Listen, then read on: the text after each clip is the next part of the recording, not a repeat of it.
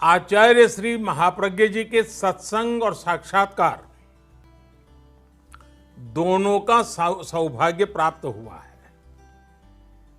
और उस समय आपने उनकी आध्यात्मिक ऊर्जा का अनुभव जरूर किया होगा। मैं ऐसा इसलिए कह रहा हूं क्योंकि मुझे मेरे जीवन में ये अवसर आचार्य श्री का विशेष स्नेह और आशीर्वाद का सौभाग्य निरंतर मिलता रहा है। मैं अपने आप को भाग्यशाली मानता हूं। मुझे याद है जब गुजरात के मुख्यमंत्री के रूप में मैं कार्य संभालता था, उसी कालखंड में आचार्य जी का गुजरात आना हुआ था। मुझे उस समय उनकी अहिंसा यात्रा में, मानवता की सेवा के अभियान में शामिल होने का अवसर भी मिला था। और मैंने तब आचार्य प्रवर के सामने कहा था, मैं चाहता हूं ये तेरा पंथ मेरा पंथ बन जाए। आचार्य श्री के स्नेह से तेरा पंथ भी मेरा पंथ बन गया और मैं भी आचार्य श्री का बन गया। साथियों, मैंने हमेशा उनके सानिध्य में ये अनुभव किया कि उनके जैसे युग ऋषि के जीवन में अपने लिए कुछ नहीं होता है। उनका जीवन, उनका विचार, उनका चिंतन, सब कुछ सिर्फ और सिर्फ समाज के लिए, मानवता के लिए ही होता है। आचार्य महाप्रज्ञ जी कहते भी थे, मैं और मेरा। आचार्य जी बार बार कहते थे, मैं और मेरा छोड़ो तो सब तुम्हारा ही होगा। उनका ये मंत्र, उनका ये दर्शन उनके जीवन में स्पष्ट दिखाई भी देता था। हम सब ने देखा है, उनके जीवन में उनका अपना कुछ नहीं था, लेकिन हर कोई उनका अपना था। उनके जीवन में परिग्रह किसी भी वस्तु का नहीं था, लेकिन प्रेम हर व्यक्ति के लिए था, जीव मात्र के लिए था। साथियों, दुनिया में जीवन जीने का दर्शन तो आसानी से मिल जाता है। आज तो गूगल गुरु को पूछोगे तो भी मिल जाएगा, लेकिन इस तरह का जीवन जीने वाला आसानी से नहीं मिलता। जीवन को इस स्थिति तक ले जाने के लिए तपना पड़ता है, अपने आप को तपाना पड़ता है। समाज और समाज की सेवा के लिए खपना पड़ता है, तिल तिल जलना पड़ता है। और ये कोई साधारण बात नहीं है। पर असाधारण व्यक्तित्व ही असाधारण को चरितार्थ करता है। तभी तो राष्ट्र कवि रामधारी सिंह दिनकर जी कहा करते थे कि आचार्य महाप्रज्ञ जी आधुनिक युग के विवेकानंद है। इसी तरह दिगंबर परंपरा के महान संत आचार्य विद्यानंद जी महाप्रज्ञ जी की तुलना जब करते थे तो कहते थे कि डॉक्टर सर्वपल्ली राधाकृष्णन जी उनकी याद दिलाते हैं, उनकी बराबरी से सोचते थे। आचार्य महाप्रज्ञ जी ने जो साहित्य रचना की, जो ज्ञान परोसा, वो अद्भुत थी।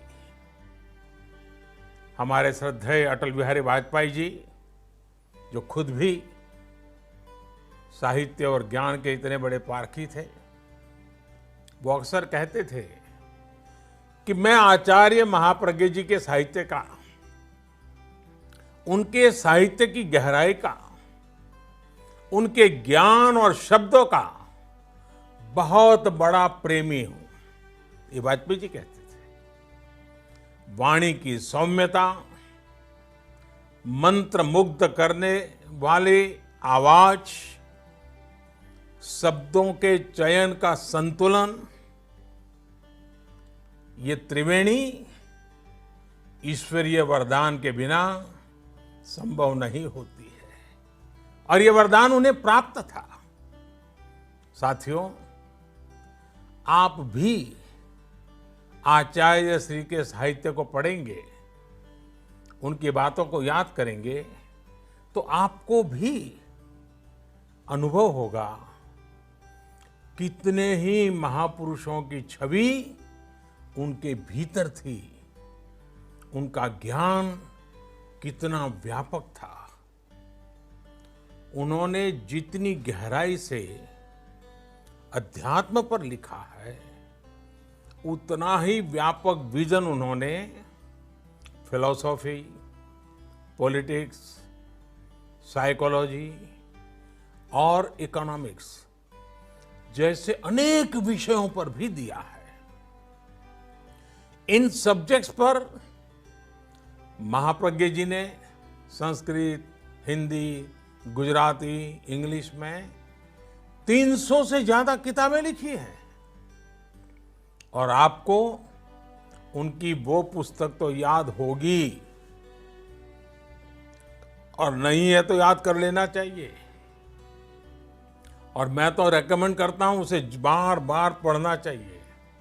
The family and the nation, ये किताब महाप्रज्ञ जी ने डॉक्टर एपीजे अब्दुल कलाम जी के साथ मिलकर लिखी थी।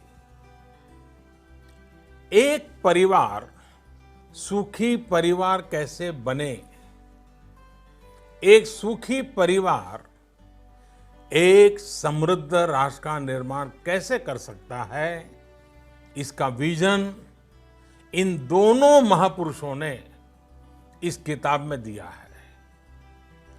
मुझे वो दिन भी याद है जब मुख्यमंत्री कार्यकाल में